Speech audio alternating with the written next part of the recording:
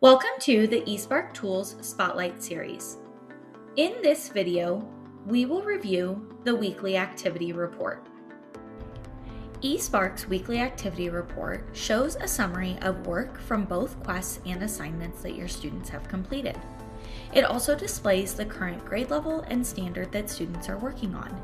You can find daily logins, mood check-in responses, and active learning time spent on eSpark in this report as well. Let's take a look at this report in your teacher dashboard. The weekly activity report can be found in the left side toolbar underneath the Student Reports drop-down menu. On the weekly activity report, you can choose what week to view progress. You can filter between reading and math. You can view by scores or by minutes spent learning.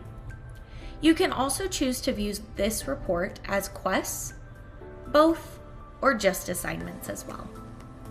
As we scroll down to see individual student progress on this activity report, you can see at the top we have categorizations for how your students are doing in eSpark each week. These categorizations help you to easily sort and see which students may need a check-in as you scroll down through the report. If you hover over a score for an individual student, you will see everything that student has completed for that specific day. You will also see their mood check-in response and the categorization of how they are doing. Additionally, on this report, you can see the current skill that your students are working on and a summary for the week. You can refresh this in real time, or you can print it as well.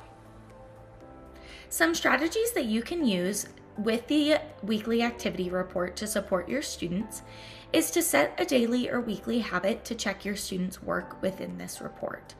You can also use it to track student engagement to hold them accountable to classroom expectations and use it to help celebrate students that are doing a great job.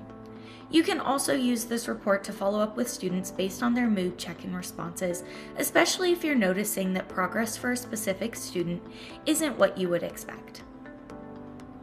Thanks for watching this video about the weekly activity report. Happy eSparking!